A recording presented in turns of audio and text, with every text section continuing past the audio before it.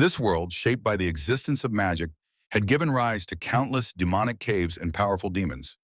At the same time, magic had awakened certain individuals, granting them extraordinary abilities. These individuals were known as the Awakened. Among them stood a squad feared above all others. They were known as the Divine Corps, the strongest awakened team in the world. At their head was Bai Yi, who had now spent 10 years leading the squad. Their mission was simple in name, but deadly in execution: to cleanse demonic caves under the command of the highest authority, an entity referred to only as God. This marked the 100th high-level demonic cave they had faced. The mission had been classified as an L-class purge operation, the highest level of difficulty. However, once completed, they had been promised a short vacation. As the operation began, one of Bai Yi's teammates activated a skill known as Stellar Descent, a gravity-enhancing ability that would accelerate Bai Yi's fall, increasing both the speed and destructive force of his attack. With overwhelming power, Bai Yi struck down the triple S-class Demon King. The battle ended almost instantly. After the fight, Xiaoling remarked that they had finished far too quickly, complaining that it had been no fun at all.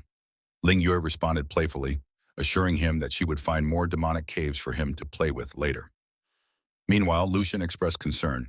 He pointed out that something felt off, that the mission had been rated at the highest level and required their entire squad, yet it had been far too easy. Bai Yi agreed. According to the intel, the Demon King was supposed to possess 5 elements along with a hidden skill. However, before he could continue, Ling Yue interrupted him with her usual teasing, briefly breaking his train of thought. Composing himself, Bai Yi instructed the team to move out. As they began to leave, Ling Yue joked that her attempt to ambush him had failed once again, while Xiaoling added that Bai Yi simply didn't understand women. On their way out, they suddenly realized that one of their teammates was missing. Lucian explained that the man had stayed behind to handle cleanup. The others reassured Bai Yi, saying that the teammate was always the slowest and had a habit of slacking off anyway. But then, everything changed. A figure silently approached from behind. Without warning, a single shot rang out. Xiaoling was killed instantly by a headshot. The squad froze in disbelief. They called out to him, but there was no response. The attacker, a masked man, calmly declared that this was the true mission assigned to him by God. As he prepared to strike again, Bai Yi suddenly realized he could not move. The masked man explained that he had been lacing their breakfast with a paralytic powder for the past month. To eliminate the strongest among them, he said, absolute preparation had been necessary. The team demanded to know why he was doing this. The masked man replied coldly that it was God's decree. The so-called L-class purge operation was meant to purge them. Before they could react, he tightened the restraints on Ling Yue and Lu Xian and killed them using a divine skill. Enraged, Bai Yi demanded answers. He questioned which god had ordered this and what right that god had to decide their fate, insisting that they had never crossed any line. The masked man simply dismissed him as naive, stating that God did not require a reason to kill. He then pierced Bai Yi through the abdomen. In pain and disbelief, Bai Yi asked if they had not been comrades, if 10 years together had not made them family.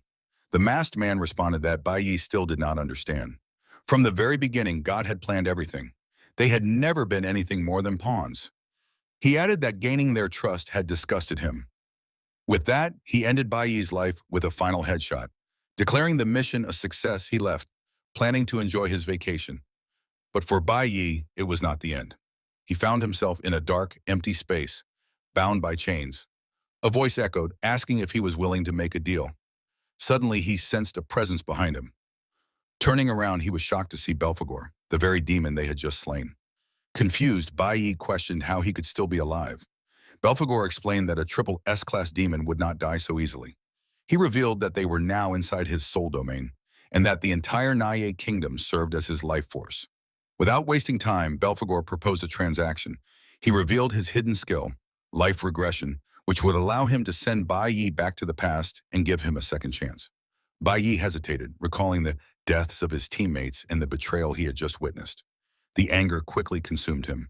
Driven by a desire for revenge against both his traitorous comrade and the gods themselves, he accepted the offer.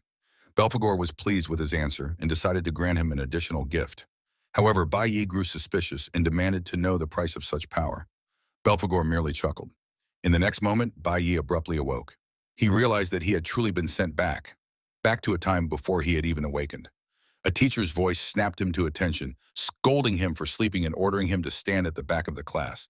As he looked around, Bai Yi recognized the classroom. He had returned to his middle school days. Walking to the back, he struggled to comprehend the reality of Belphegor's ability. He looked at his classmates, faces he had not seen in nearly 20 years. Then the teacher called for everyone's attention.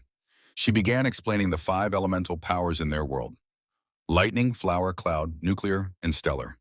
She stated that each individual could possess only one element.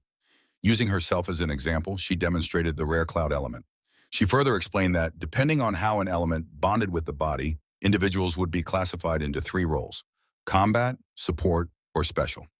The combination of these elements and roles created numerous professions. She then spoke of the school's strongest guild team, which consisted of a stellar mage, a cloud warrior, a nuclear bard, and a lightning assassin.